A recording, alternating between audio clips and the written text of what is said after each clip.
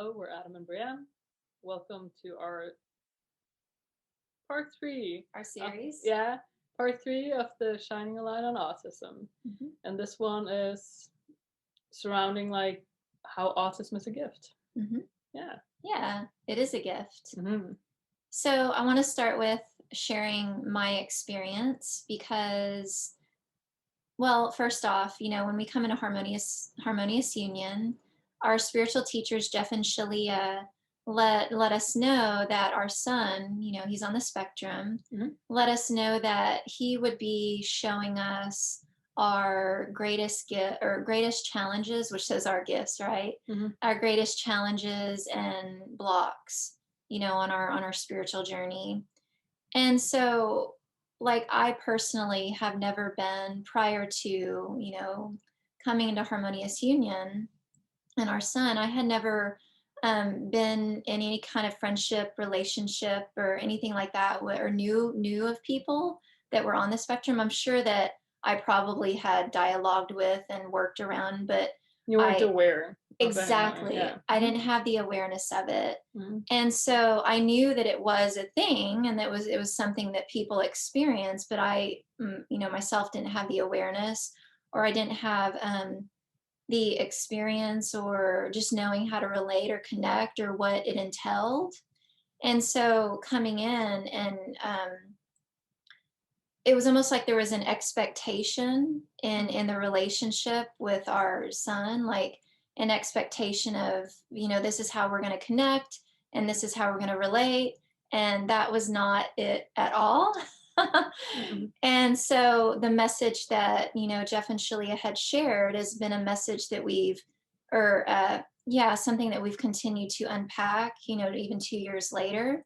And I've learned and I've grown, and I have, through my experience, like insights that I can share with you, if you're experiencing, or someone in your reality that is on the spectrum, how to relate and connect, and to have that harmonious and peaceful relationship. And so, yeah, did you want to add anything to that? Yeah, I feel like a lot of people on the spectrum, including our son, Hmm. is kind of like a teacher. Hmm. I'm gonna teach you where your weak spots are, so that you can put some love into that and grow into who you Hmm. truly are. Yeah. So I feel like that's a gift in itself. Just kind of like he's a walking mirror, Hmm. basically, and yeah. Yeah, because in that walking mirror, they're showing you Hmm. where you are not honoring yourself, Yeah. where you're not standing in your power, where you're not being your authentic self. And that's been my constant experience. Hmm. Because when I first come to Norway, like I was saying a little bit ago, there was an expectation of this is how the relationship is going to be. And, you can't walk into a relationship like that. You have to, love completely and get to know the person regardless of the circumstance. And so for me, it's been a lot of revelation of realizing, and being poked on, being mirrored to, where I was not being my authentic self, or where I felt weak within myself and not fully standing in my power. And a lot of those places have been, if you can like help me remember, like Hmm. yeah, like some experiences that we've had where like lessons and things like that. Well, there's been a lot of family healing. A lot of family healing. Yeah, Yes. because you would often feel like left out in your family Mm-hmm. and Mm-hmm. different places you were staying, and Mm-hmm. then that was kind of like shown to you here. It wasn't like the truth of it, but like you were feeling it, right? So that was one of the ways. Yeah, yeah, that's been something that we've unpacked over Hmm. and over again, feeling like an outsider. Hmm. And that was one of the things, sticky thing that kept getting mirrored to me, is feeling like I was the outsider. So Hmm. I had to do a lot of healing there, and feeling, a sense of belonging Hmm. in my relationship with God, which resulted in feeling like I belong, here in my divine family. And it's really just me coming into myself. Of course, my twin flame, is my direct mirror, but our son has mirrored a lot of that stuff. Sometimes he's like a carbon copy of you. It's very weird, yes. Yeah. Yeah, there's like I can see, a pattern and I'm like, "Oh, crap, okay, I have that too." So it's like a direct like, I can just see it so clearly, and he doesn't even know that he's doing it, like, he's just being himself, and, that's another thing is, Mhm. like, what I've experienced is people on the spectrum are very intuitive, Mhm. and they're going to know when something's off even when you don't realize it's off. They're going to know it, and they're going to communicate that, and however, whether they verbally to let you know or their mannerisms, their Energy, yeah. energy. Yes, they can read energy very, very well. Mhm. Mhm. Yeah, so and this has been like experience like a lot of his teachers have had up, during the years, and it's been quite the experience. But like, kind of like just learning how he is a teacher. Mhm. I can see how he was helping all these teachers Yeah. really stand in their power and just being themselves, and Mhm. you could see even some transformations in them, right? Some Yep. of them were timid, grew into having more confidence just by Mhm. working with them, right? And then they would be great friends, Mhm. or having a great relationship. Yeah, and Yeah. you can see how he provided a gift in that relationship. Yeah. And that gift was, I'm going to come and I'm going to cause some chaos in the Hmm. places where you're not being true to yourself Yeah. so that you can love yourself there and be Hmm. the best you, right? Yeah.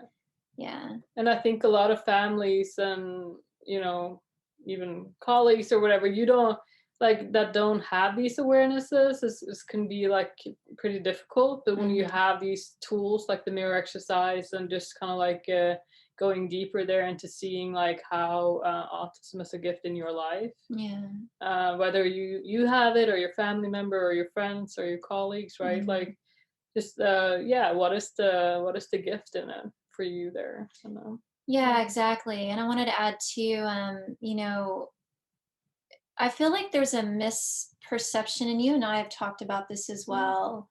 Like, with Adrian and teachers, almost like it's like they're put in a box. Mhm. Like, okay, well, you're on the spectrum, so we're going to treat you like this. Mhm. And yeah, you've shared with me before how the teacher's almost like a babying energy, Mhm. and that would not set well with him. No. And so there would be like a lack of harmony. And I don't know if you want to like share a little bit more about Yeah, that. but you would experience that lack of harmony, right? And Yeah. and you have to learn how to like figure out the communication, what Hmm. works and what are they showing you and Yeah. these things, right? So it's kind of like an can be a bit of a complex situation if you're just wanting to do it your way, basically. There you go. Yeah. Yeah, it's learning to relate to the person Mhm. and not thinking that, okay, well, there's this book and this is how we act and this Mhm. is how we relate to you, because it doesn't matter, spectrum or not. Like, you're a unique person, and you have there's a unique way to relate to you, right? Because Mhm. you're a unique being.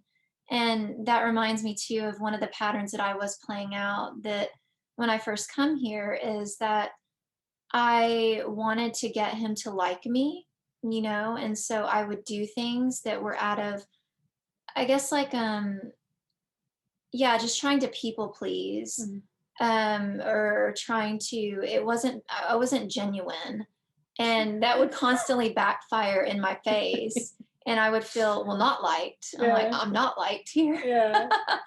And so that would, yeah, stir up the sense of not belonging and things like that. But Mhm. um yeah, like, that was my attempts to relate in that Mhm. space, and it was inauthentic and it wasn't genuine, and it would just kind of blow up in my face every single time, and I would, do the mirror exercise and heal Mhm. there. Yeah.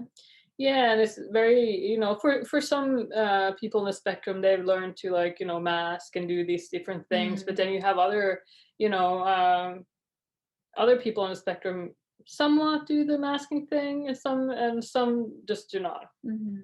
and they won't care who you are. If you're the king or the president or if Mhm. you're, whoever, right? Like they're gonna treat you just from whoever they're experiencing Yes. the situation. Mhm. Yeah, I mean, in school, like if he was kind of like having a meltdown or something, and one of his like school friends was like, "Oh, be careful now, they want to send you to the principal." He's like, "Yeah, bring me there. Like, I'll tell them what's up with this place." You know? But he was more Mm. concerned that they will call home to me and say that he had like misbehaved. And I'm Yeah. like, why? Why would you like be concerned about that? But yeah, it's kind of like, yeah, it's whoever you are basically, Mhm.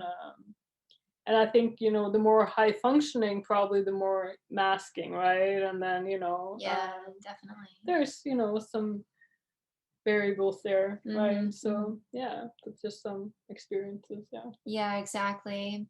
And another insight that I had, not so long ago was that I also we have friends that are also on the spectrum, and they Hmm. had, you know, expressed that to us. It was something that we didn't know. I mean, there was, I think, maybe some thoughts of it, but we didn't have that awareness. Hmm. And an insight that I had was going back to when you're not being your authentic self, they can feel that. And Hmm.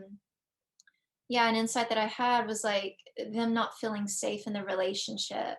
And I didn't quite understand why, because it's like, well, I know I'm not a bad person, and I know, I'm healing, and so it never really made sense until one day it just clicked. Well, if you're not being your genuine self, like there's a lack of safety in that, because it feels sketchy Hmm. and you can't trust it.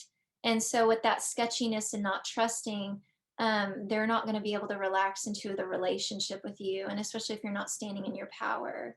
Hmm. And so those are some key components to relating to someone, really with anyone, but this is very helpful for someone on the spectrum because they are so intuitive and they can really sense, um, what is it? There's like a heightened sensory, what is the word that I'm looking for?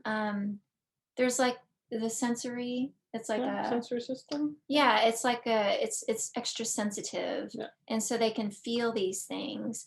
So in relating to those on the spectrum, or this goes for anyone, be yourself, because if Mm. you're not being yourself and you're trying to come at the relationship from a pattern or how you think that they are going to relate to you, or how you think, it's gonna be a bit messy. Yeah. Be clear. Don't be vague. Exactly. Hmm. Be yourself, be direct, Hmm.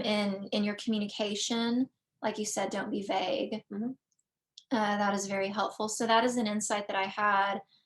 They're not going to feel fully safe in relationship with you if you're not standing in your power. And when I say stand in your power, that just means being yourself. Hmm. Standing in peace and being authentic and vulnerable, and you'll find that they relax very naturally into the dynamic with you, whatever relationship it is that you're having. Hmm. Mhm. Yeah. Yeah. Do you feel complete?